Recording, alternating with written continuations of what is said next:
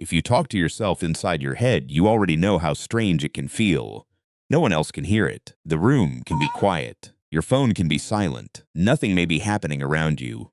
But inside, your mind is still speaking. It reminds you of what you said yesterday. It asks why that person looked at you that way. It tells you to be careful. Then it tells you that you were too careful. Sometimes it helps you. Sometimes it hurts you. And sometimes it feels like there is another person living inside your mind, watching everything you do. But here is the part most people never understand. That voice is not random. Your brain is not talking just to make noise. It is trying to protect you, predict the future, and understand your place in the world. The problem begins when that inner voice stops being a guide and it becomes a judge. Maybe you notice it after a normal conversation. You walk away, and your mind starts replaying every word. Did I sound stupid? Did I talk too much? Did they think I was weird? At first, it feels like you are just thinking, but after a few minutes, it becomes heavier. Your body gets tense. Your chest feels tight. You feel embarrassed about something that may not even matter. This is because your brain does not only remember events, it also gives them meaning. And once your brain gives something a painful meaning, your inner voice starts building a whole story around it. A delayed text becomes, "They are ignoring me." A quiet face becomes, "They are upset with me." One small mistake becomes, "I always ruin things." This is how the mind turns a moment into an identity. You did not just make a mistake. Your mind says you are the mistake. You did not just feel nervous. Your mind says you are weak. You did not just have one awkward moment. Your mind says everyone saw it, remembered it, and judged you for it. But psychology shows something very important. Your brain is not built to see life perfectly. It is built to keep you alive. That means your brain pays more attention to danger than comfort. It remembers pain more strongly than normal moments. It looks for signs of rejection, failure, shame, or conflict, because in the past, those things could hurt you. So when your mind talks too much, it may not be because you are broken. It may be because your brain learned to stay alert. Maybe you grew up around criticism. Maybe you had to read people's moods to feel safe. Maybe you were ignored, judged, embarrassed, or compared too often. Over time, your brain learned one rule.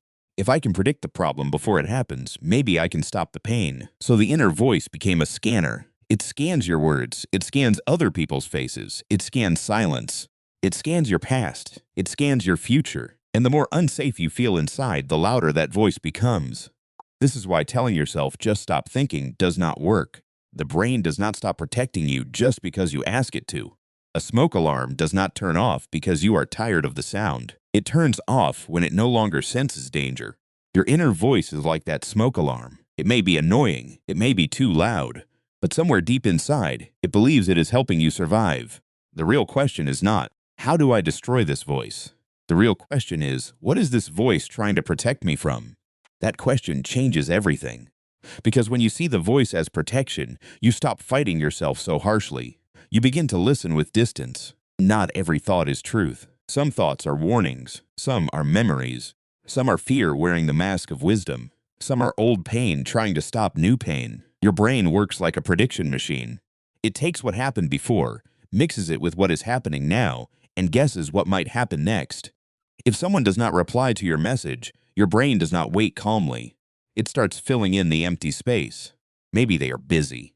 Maybe they are tired. But if your brain has learned fear, it may choose the most painful answer first. They are losing interest. They are mad at me. I did something wrong. Now your body reacts to that story as if it is real. Your heart beats faster. Your stomach feels strange. You check your phone again. You start typing a second message, or you pull away before they can pull away from you. This is the loop. A trigger happens. Your brain makes a prediction. Your inner voice creates a story. Your body feels the emotion. Then your behavior follows the story. And because your behavior changes, the story feels even more real. This is how a thought becomes a prison. But there is a way to step out of it slowly. Not by forcing silence. Not by pretending everything is fine. But by changing your relationship with the voice. The first thing you can do is name what the voice is trying to do. When your mind says, "You are going to fail," do not answer with hate. Do not say, "Why am I like this?" Say, "This is my protection voice. It is trying to protect me from shame." This works because naming a thought gives your brain space. You are no longer trapped inside the thought. You are looking at it. For example, before a meeting, your mind may say, "Everyone will think you sound dumb." Instead of believing it, you can say, "My brain is trying to protect me from embarrassment." That does not make the feeling disappear right away, but it makes the voice less powerful. The second thing is to separate facts from predictions. Your brain often speaks guesses like they are facts. "They hate me" sounds like a fact, but most of the time it is a prediction. So ask yourself two simple questions. What do I actually know? What is my mind guessing? If someone does not reply, the fact is simple. They have not replied yet. The guess might be, they are upset. That small separation matters, because fear grows when guesses pretend to be evidence. The third thing is to give your mind one real action. When thoughts go in circles, your brain feels like it is doing something useful. But thinking is not always solving. Sometimes thinking is just fear moving around in your head. So ask, what is one small thing I can do right now? Not 10 things, not your whole life plan. One thing. If your mind says, "I am falling behind in life," do not try to fix your entire future in one night. Clean your desk, write one message, open one document, take one real step. This works because the brain calms down when it sees evidence. A small action tells your nervous system, "I am not helpless." The fourth thing is to speak to yourself like you are helping someone you care about. When you say, "I am such an idiot," your brain hears threat, and threat makes learning harder. But when you say, "You made a mistake, but you can repair it," your brain feels safer. And a safer brain can think more clearly. This is not fake kindness. It is emotional regulation. For example, if you forgot something important, instead of saying, "I always mess up," say, "You forgot this. Now what is the next repair step?" That sentence keeps you responsible without turning you into the enemy. The fifth thing is to give repeated thoughts a place to land. At night, many people suffer because the brain finally has quiet, and in that quiet, every unfinished thought comes back. So write one sentence. "My mind keeps returning to this because," then write one next step. That is all. For example, "My mind keeps returning to that conversation because I am afraid I sounded rude. My next step is to speak kindly tomorrow and move on." This works because the brain likes closure. When you give a thought a clear place and a small next action, it does not need to keep knocking as loudly. Over time, you may begin to see your inner voice differently. It is not a monster. It is not always wisdom either. It is more like a tired guard walking through a dark building with a flashlight. It checks every corner. It hears every sound. It expects danger because it remembers danger. But not every shadow is a threat. Not every silence is rejection. Not every mistake means you are failing. And not every thought deserves your full belief. The goal is not to have an empty mind. An empty mind is not the sign of healing. A better goal is a mind you can hear without obeying every word. A mind that can warn you without controlling you. A mind that can remember pain without turning it into your identity. So the next time you catch yourself talking in your head, pause for 1 second.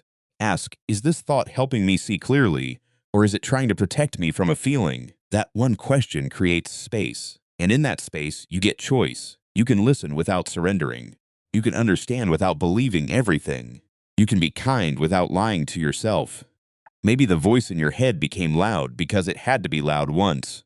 Maybe it became harsh because it thought harshness would keep you safe. Maybe it kept replaying the past because it was trying to stop the same pain from happening again. But you are allowed to grow beyond old protection. You are allowed to thank the mind for trying and still choose a softer way to live. Because you are not every sentence your mind says.